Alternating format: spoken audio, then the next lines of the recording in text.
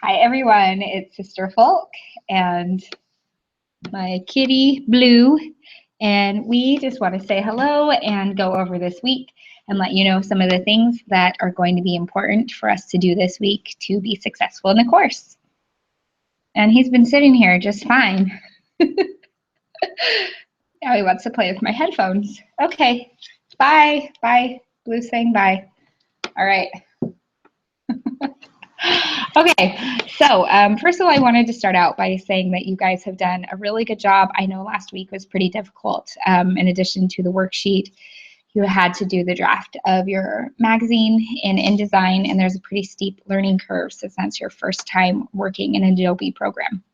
And I know it is pretty tricky to learn Adobe, to learn all the different palettes and the different tools, and we will continue to build on the things that you've learned last week, this week, and hopefully it will get a little bit easier for you this week as you have some time to fine-tune your designs. So great job last week sticking with it. I know it wasn't easy for a lot of you guys, so I'm proud of you. One thing I just wanted to share starting off is that I have a lot of hope for you, and I have a lot of understanding for where you're coming from. I know a lot of your lives are super crazy and busy. Some of you are working full time. Some of you are moms with lots of little children at home. Some of you are facing health obstacles and problems. Families having difficult situations. And I just want to share that I also have had a lot of obstacles in my way as I've been a teacher as well.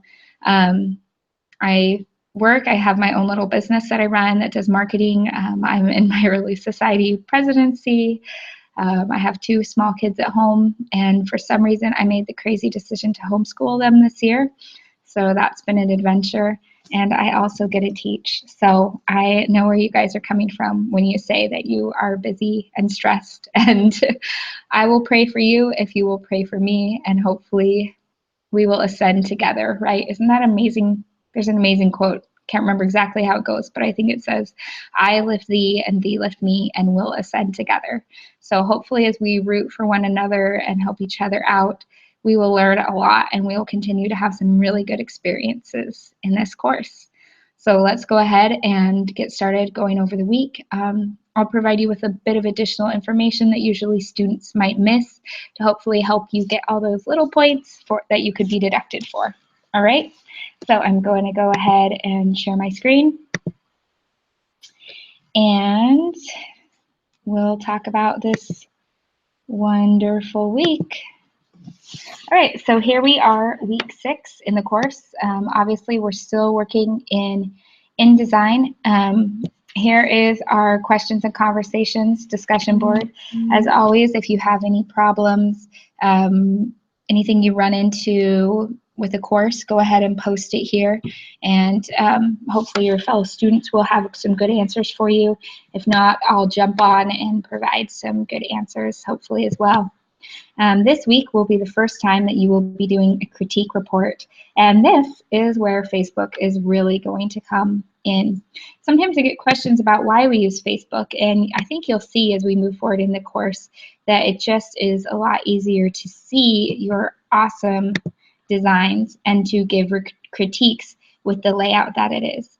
So here we have some of the design posts that are showing up already, and critiques are going to need to be posted underneath these, all right? So here is a design. You will reply and provide 2 critiques with drawovers for how your fellow students can do better. You will then download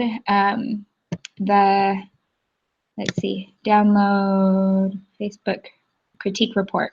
Okay, it's under here. So you're going to download a Word document, and you're going to fill it out. Facebook instruction page. And say how you critiqued your fellow students in the course, okay?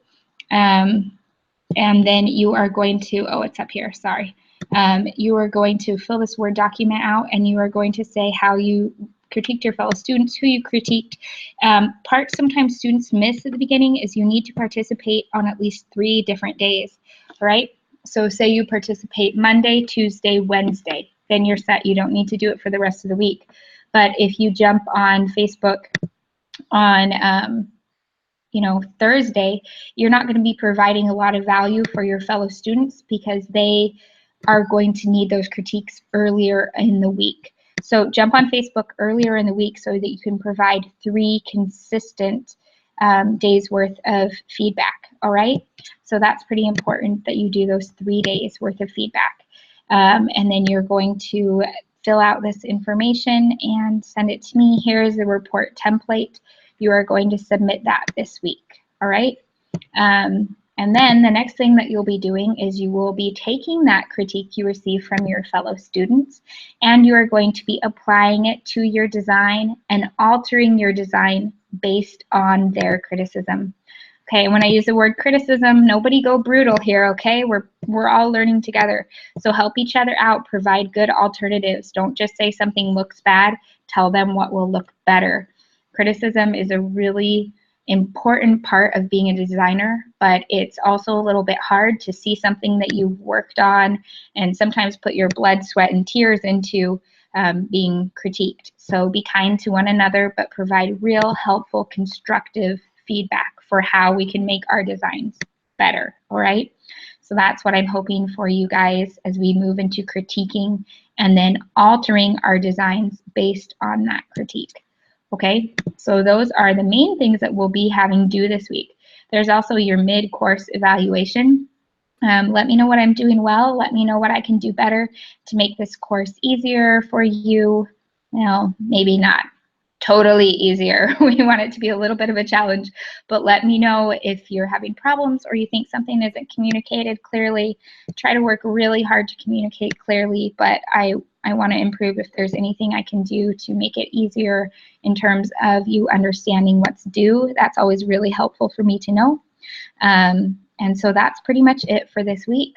All right, one of the things I will mention is this is our first optional personalized instructor video critique of the semester.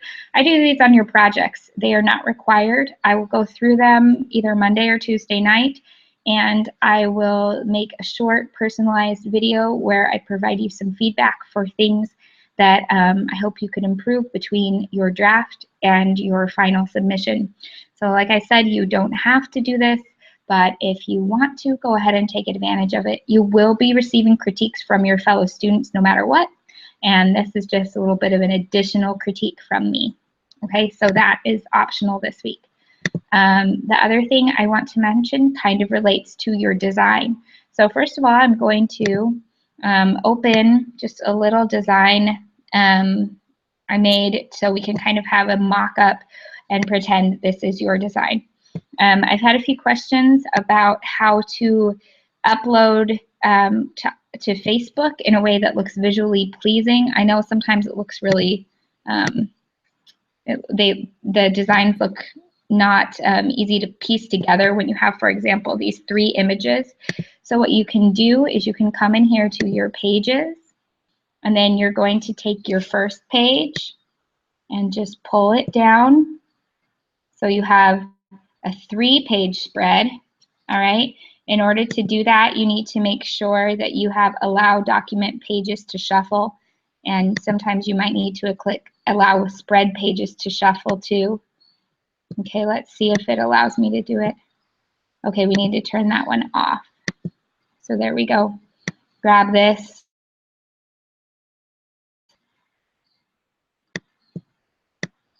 There we go. Here, page spread, and then you're going to need to look at it to make sure nothing weird happened when it got moved around. Like, see, my images were nice and crisp on the edge of the page, but now that I'm doing page spread, I may need to alter a few things so that it looks nice and crisp like it did before. Okay, so you would pull these images so they're on the edge of your page. All right, now since I have this design open, I want to point out 1 or 2 things that could help you when it comes to your final submissions. One thing that people sometimes miss that is a requirement for this assignment and that really will help your designs look a lot better is that you have to have columns, and the columns should not be more than half the width of the page. Try to make them about a third the width of the page, and that will be a lot better. Two-column layout means you need to have 2 columns on a page. You don't have to have 3 pages worth of 2 columns, but you need to have at least 1 or 2 pages where you show me you know how to do columns. Another thing people often miss is the 3+ headings or subheadings. So what does that mean? That means I need to see this on your design, where you have a contrasting typeface, perhaps a contrasting color, that is going to break up your article. Now, what if your article doesn't have those built into it? Well, that's totally fine. That's a great opportunity for you to create them. And you can go in and you can say whatever your next few paragraphs are about. You can say, okay, and then I don't want you to do a hard return. See how that's so much space between these? You can pull this up and you can play around with the spacing between the paragraphs, okay? Another something kind of fun that you can do is when you have your columns all set up, you can create a really neat effect where you have the first letter of your paragraph really large. And how you're going to do that is you are going to just come in here to the paragraph palette and go ahead and select your first letter and increase. There is a delay. You probably don't want it that big, but let's put it like this. Let's follow the rule of making it bigger than we think we need to. All right, maybe a little bit smaller. Okay, like that. And let's see how that looks. Pretty cool, huh? So that's one fun trick you can do. Now, make sure your columns are wide enough that you never have only one word hanging out on a line. We don't want to see any widows. And I would probably move this column over a little bit because I think it's right a little bit too close to the edge of that page. Okay, so let's see if we created any widows. Nope, we didn't. All right, now another thing that you want to check is that you don't have any lines hanging out by themselves on the top of the page that are a part of the section before. All right, so a good example of that would be, say, for example, I decided to end my column up here. And now let's look at the next column. See how there's only 1 or 2 sentences there? Oh, it would be even worse if it was like this. All right, so try to make sure you're avoiding that when you're doing your columns. Keep your, as much as you can, kind of try to keep the body together of the paragraph. Now, you don't have to have a new section at the next column. That's no problem to have sections at the end or relatively close to the end, but just don't have only a heading and then nothing underneath it, or only one line when instead it should be a part of the column before it.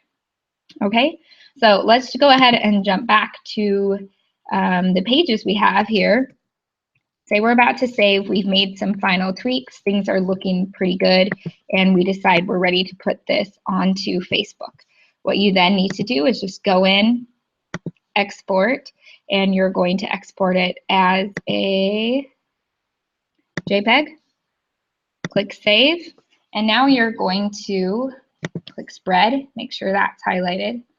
Okay, and if you want, you can increase the resolution a little bit. And now you're going to have a nice 3-page file to upload to the Facebook page.